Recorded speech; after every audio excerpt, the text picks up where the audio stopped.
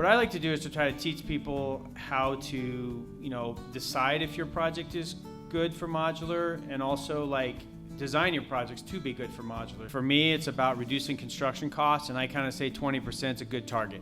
We also go for compressing our construction schedule, and that helps save on soft cost interest carries. And then this is the factory.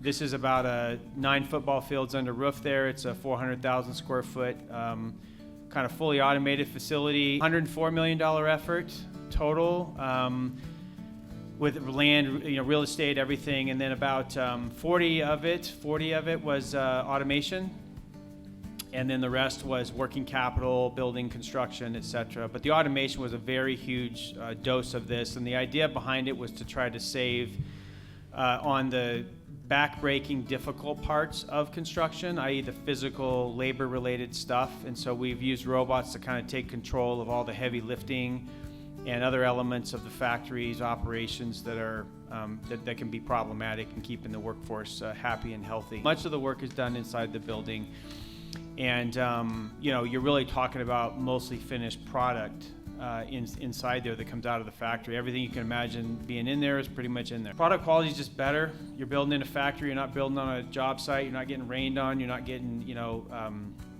product damage. You don't have the elements to contend with, and so we just have superior product, than even our own conventionally built stuff. We like to do large projects if you can, just because a factory spends, at least our factory spends about 6 to 9 months on design for a good stretch of production. But if we're doing like 30, 40 units, then we can build that in our factory in like a couple weeks. And whereas a bigger project, it would take a month or more to do. And so you've got all this design costs. You want to try to amortize that over a bigger project.